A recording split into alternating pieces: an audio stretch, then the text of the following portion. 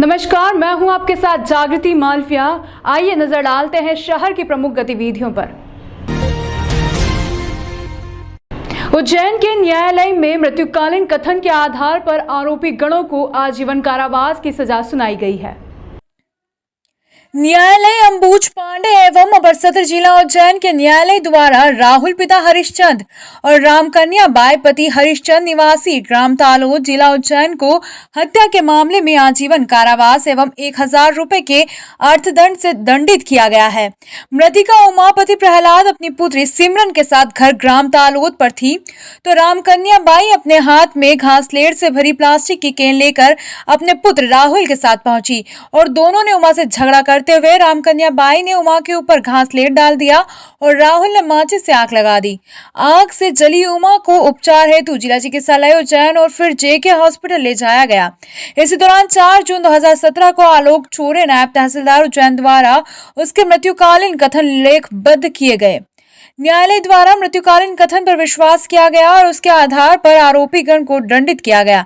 न्यायालय द्वारा अभियोजन के तर्कों से सहमत होकर आरोपी को दंडित किया गया है। प्रकरण में शासन की ओर से पैरवी रविंद्र सिंह कुशवाहा एजीपी उज्जैन द्वारा की गई।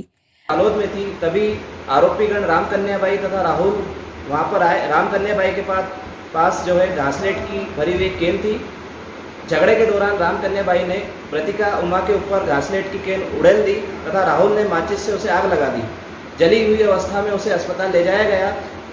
पहले सीएच अस्पताल तथा जेके अस्पताल ले जाया गया। वहाँ पर तहसीलदार साहब द्वारा मृतिका के मृत्युकालीन कथन लिए गए। दिनांक 6/6/2017 को मृतिका की मृत्यु हो गई। माननीय थाना महाकाल द्वारा आरोपी गण के विरुद्ध अपराध पंजीबद्ध कर आवश्यक अनुसंधान पश्चात माननीय न्यायालय में अभियोग पत्र प्रस्तुत किया गया था। इस प्रकरण में विशेषता यह रहेगी इसके प्रत्यक्ष तथा अन्य साक्षी होस्टाइल हो गए, पक्षद्रोही हो गए, किंतु मृतिका द्वारा दिया गया मृत्युकालीन कथन के आधार पर, जिसमें उसने मृत्यु का कारण आरोपीगण की द्वारा की गई घटना को बताया था, उसके आधार पर माननीय न्यायालय द्वारा दोनों आरोपीगण को आज आजीवन कारावास से दंडित। नीलगंगा थाना क्षेत्र में रहने वाले दीपक अग्रवाल नामक बदमाश का अवैध बना मकान नगर निगम की टीम और जिला प्रशासन ने तोड़ दिया है। मुख्यमंत्री शिवराज सिंह चौहान द्वारा जिला कलेक्टर और एसपी को प्रशंसा मिलने के बाद अब अवैध अतिक्रमण और गुंडे बदमाशों के खिलाफ कार्रवाई फिर से शुरू करते हुए अब लगातार बदमाशों पर कार्रवाई की जा रही है। दरअसल गुरुवार को 2 बदमाशों के अवैध मकानों को ध्वस्त करने की कार्रवाई की गई थी, तो वहीं आज शुक्रवार को नीलगंगा थाना क्षेत्र में रहने वाले दीपक अहिरवार नामक बदमाश के मकान को भी नगर निगम और पुलिस प्रशासन ने ध्वस्त कर दिया। उक्त बदमाश पर तकरीबन 8 से 10 मामले दर्ज बताए जा रहे हैं, जिसमें गांजा तस्करी, हत्या का प्रयास, मारपीट, अड़ीबाजी जैसे अपराध दर्ज हैं। कार्रवाई के दौरान नगर निगम की टीम और मौके पर भारी पुलिस बल तैनात था।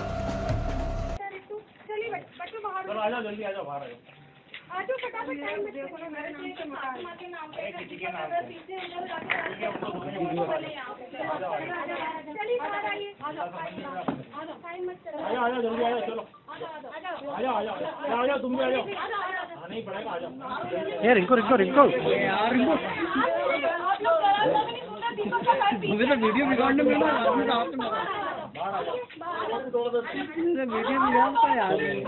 से 2 दिन से प्रारंभ गुंडा के विरुद्ध जो अपराधी तत्व हैं, इनके मकान जिनको नुकसान तोड़ने की कार्रवाई कर रहे हैं।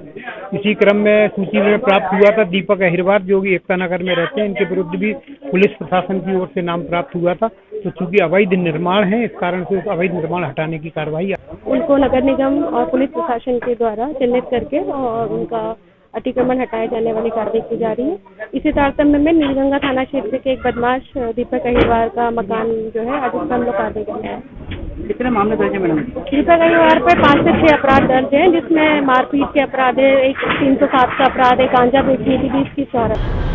केंद्रीय जेल भैरवगढ़ में धार्मिक आयोजनों का दौर लगातार जारी है। इसी के तहत श्राद्ध पक्ष के चलते जेल के कैदियों ने अपने पितरों की आत्म शांति के लिए तर्पण किया।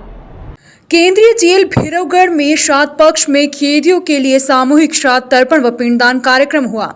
केंद्रीय भैरवगढ़ जेल में हर बार तर्पण पिंडदान कैदियों को कराया जाता है। सिद्धवट मंदिर में पुजारी ने बंदियों को उनके दिवंगत परिजनों के लिए सामूहिक तर्पण व पिंडदान कराया।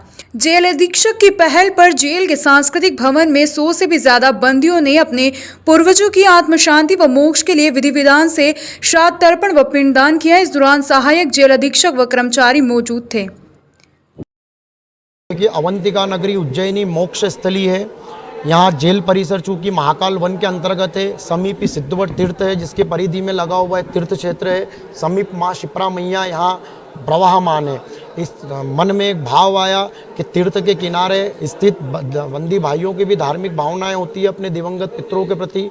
तो मन में भाव लेकर के यहाँ पे हमने जो है पूजन कर्म की शुरुआत की है और तभी से बंदी भाई बिल्कुल हमारे द्वारा पूजन से संतुष्ट हैं, अपने दिवंगत पितरों को स्मरण करते हैं और विगत 3-4 वर्षों से हम यहाँ पर महालय श्राद्ध के अंतर्गत पूजन कर्म करा रहे हैं।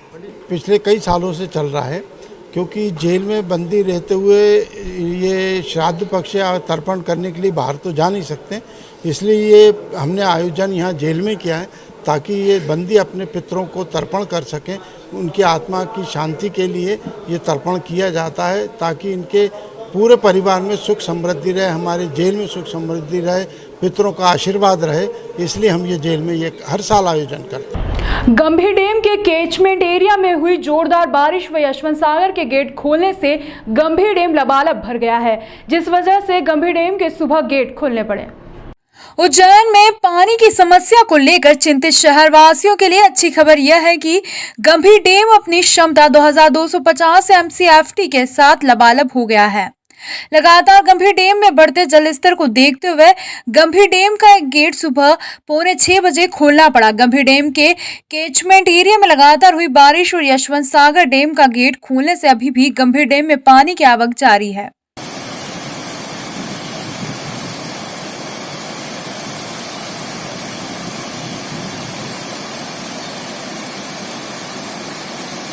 PHEO अभियंत्री RK चौबे और राजीव शुक्ला ने बताया कि गुरुवार रात को गंभीर डैम के कैचमेंट एरिया में हुई जोरदार बारिश और साथ ही यशवंत सागर के गेट खोले जाने के फलस्वरूप गंभीर डैम शुक्रवार को प्रातः 5 बजे अपनी पूर्ण क्षमता 2250 MCFT के साथ लबालब हो गया। वहीं पानी की आवक को देखते हुए प्रातः 5:45 बजे एक गेट 1 मीटर खोल दिया गया है। वहीं सुबह उक्त गेट को 1.5 मीटर तक खोलना पड़ा है। यशवंत सागर का पानी आना शेष है, तो अपन ने उसका जो पानी आ जाए अपने को अधिक मात्रा में गेट नहीं खोलना पड़े, कम गेट की मात्रा खोलते ही अपना बाढ़ का अपन संचालन जो आए पानी आए उसको निकासी कर सकें।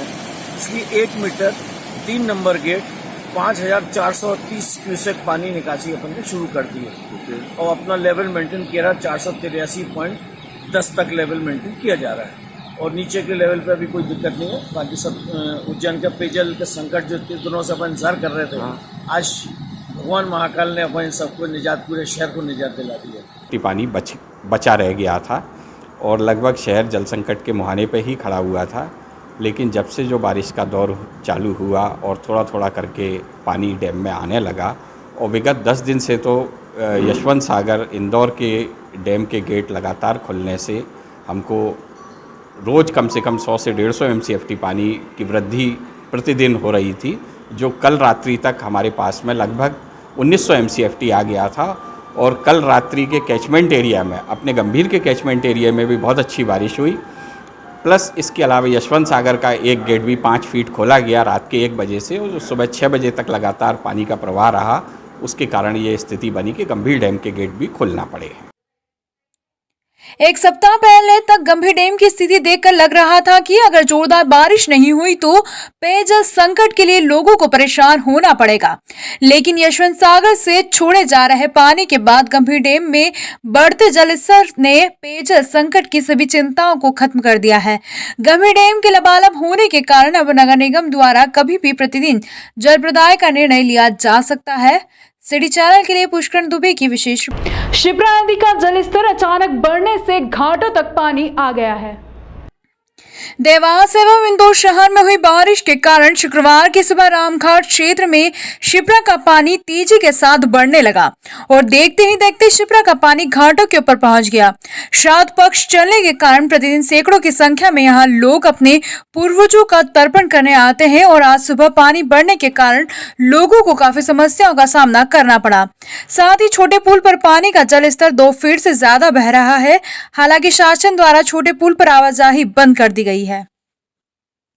शिप्रा नदी में जो इंदौर में पानी गिरा, रात में शिप्रा नदी में पानी बहुत गति से बढ़ रहा है। छोटे पुल वापस डूब चुका है और 3-4 फीट पानी है शिप्रा नदी गली में नीली रापट के पुल ब्रिज पे। हम महाशिप्रा ट्रक दल के सभी लोग लगे हैं, यात्रियों को सुरक्षित बाहर निकाल रहे हैं। बोल रहे हैं कि जमीन निकलो बाहर, ना पानी की संभावना ज़्यादा बढ़ने की है। हम महाशिप्रा ट्रक दल भैया कहा। शहर में पहला मौसम का घना कोहरा छाया। मौसम वैज्ञानिक का कहना है कि अब बारिश की स्थिति कम ही बनी रहेगी। उज्जैन शहर में सुबह मौसम का पहला घना कोहरा छाया रहा। मौसम वैज्ञानिकों ने अब कहा है कि बारिश की स्थिति कम रहेगी। जी हां, उज्जैन में गुरुवार सुबह घना कोहरा छाया रहा। अल सुबह छाया कोहरा सुबह 9 बजे तक बना रहा। मौसम वैज्ञानिक राजेंद्र गुप्त ने गुरुवार को जानकारी देते हुए बताया कि सितंबर माह के अंत में बारिश की स्थिति कम होती जाती है, जिसकी वजह से कोहरा शुरू हो जाता है। आज कोहरे की शुरुआत हो चुकी है। दरअसल मौसम विभाग का मानना है कि अब तेज बारिश की उम्मीद कम है। कहीं कहीं बादल छाए रहेंगे, जिस वजह से मामूली बारिश होती रहती है। अब तक उज्जैन में 27 इंच बारिश हुई है, वहीं जिले में 36 इंच बारिश की दरकार है। क्या है कि अब देखिए बारिश की स्थिति धीरे धीरे कम हो रही है और ये माना भी जाता है 30 सितंबर तक बारिश की स्थिति है। तो जैसे जैसे बारिश की स्थिति कम होती है तो कोहरे की स्थिति बनती है। टेम्परेचर जैसे ही थोड़ा बहुत कम होता है तो कोहरे की स्थिति बनने लगती है और आज जो सुबह देखा गया है तो कोहरे की स्थिति पहली बार ये देखी गई है। प्रधानमंत्री नरेंद्र मोदी के जन्मोत्सव के अवसर पर जन कल्याण व स्वराज अभियान के तहत कार्यक्रम संपन्न हुआ, जिसमें बड़ी संख्या में किसान शामिल हुए। प्रधानमंत्री नरेंद्र मोदी के जन्म दिवस के उपलक्ष्य में जन कल्याण और स्वराज के कार्यक्रम आयोजित किए जा रहे हैं। इसी कड़ी में आज वर्चुअल के माध्यम से मुख्यमंत्री शिवराज सिंह चौहान ने भोपाल के मिंटो हॉल से प्रदेश के किसानों से संवाद किया। उज्जैन की चिमनगंज अनाज मंडी में यह कार्यक्रम आयोजित किया गया। इसमें जिले के किसान बड़ी संख्या में उपस्थित थे। अतिथि के रूप में सांसद अनिल फिरोजिया, विधायक पारस जैन, बीजेपी अध्यक्ष बहादुर सिंह बोरमुंडला उपस्थित थे। कार्यक्रम में अतिथियों ने किसानों को उन्नत बीज कीट वितरण किया। कार्यक्रम के पूर्व अतिथियों ने बलराम जी के चित्र पर माल्यार्पण कर दीप प्रज्वलन कर कार्यक्रम का शुभारंभ किया। इस अवसर पर अशोक कटारिया, कृषि विभाग के उप संचालक आरपीएस नायक, कृषि उपज मंडी के उप संचालक प्रवीण वर्मा, उद्यानिकी विभाग के उप संचालक सुभाष श्रीवास्तव, मंडी सचिव अश्विनी सिन्हा, डॉक्टर एसके कौशिक आदि उपस्थित थे। इसके पूर्व कृषि विभाग के अधिकारियों एवं कृषि वैज्ञानिकों के किसानों को विविध प्रकार की जानकारी दी। जन्म दिवस के उपलक्ष्य में मध्य प्रदेश के गांव गरीब और किसानों के मसीहा बहनों के भैया बच्चों के मामा युवाओं के हृदय सम्राट और 7.5 करोड़ जनता की आंखों के तारे हमारे राज्य मुख्यमंत्री माननीय शिवराज सिंह चौहान जी के नेतृत्व में कल्याण और सुशासन के 20 साल माननीय प्रधानमंत्री जी के सागर रोड स्थित कृषि उपज मंडी प्रांगण में आयोजित जन कल्याण और स्वराज अभियान कार्यक्रम के अंतर्गत सांसद अनिल फिरोजिया ने इस अवसर पर उपस्थित किसानों को संबोधित करते हुए कहा कि सरकार सर्वहारा वर्ग के लिए काम कर रही है, चाहे उसमें किसान हो, गरीब वर्ग का हो, सबके हितों के लिए योजनाएं बनाकर उन्हें लाभ पहुंचाया जा रहा है। किसानों की खेती लाभ का धंधा बने, इस हेतु निरंतर कार्य किए जा रहे हैं। फिरोजिया ने कहा कि भारत सरकार के साथ साथ मध्य प्रदेश सरकार किसानों के हित में निरंतर कार्य कर किसानों को लाभ पहुंचाया जा रहा है। उन्होंने उपस्थित किसानों से अनुरोध किया कि सरकार की योजनाओं का अधिक से अधिक लाभ लें। जिन्होंने जब पहली बार शपथ ली तो उन्होंने बोला था कि ये सरकार मेरी सरकार, गरीब किसान मजदूर की सरकार है। और आप निगाह उठा के देख लो, पूरे 5 साल उन्हें गरीब किसान मजदूर के लिए ही योजना बनाई।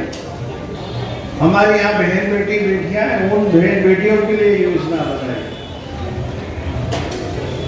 पूरा आप देख लो, चाहे वो उज्ज्वला योजना हो, चाहे प्रधानमंत्री आवास हो, चाहे किसान सम्मान निधि हो, चाहे किसानों की आय को दुगने करने के लिए प्रयास हो, आप पूरा देखो।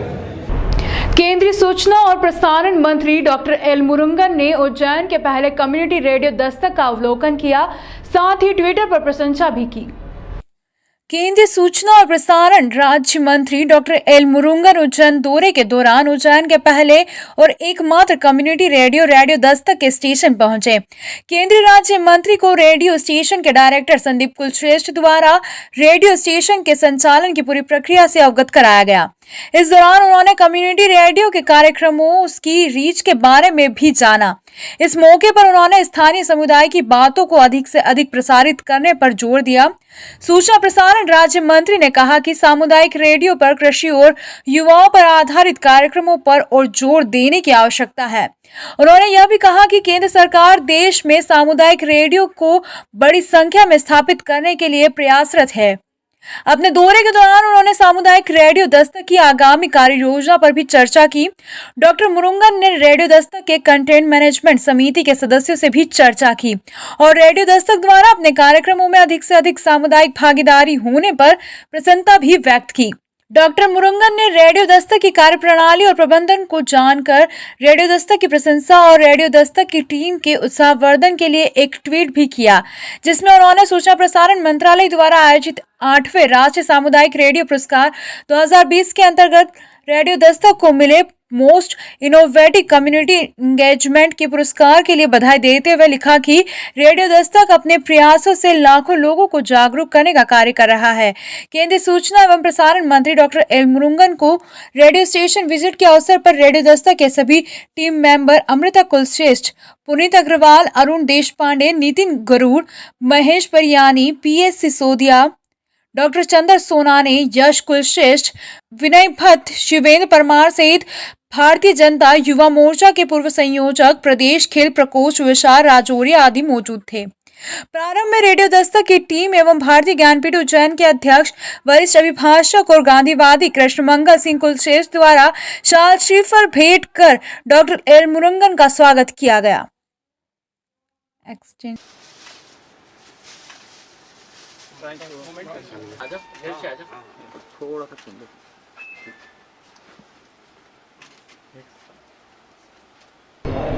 यह थी शहर की प्रमुख गतिविधियां।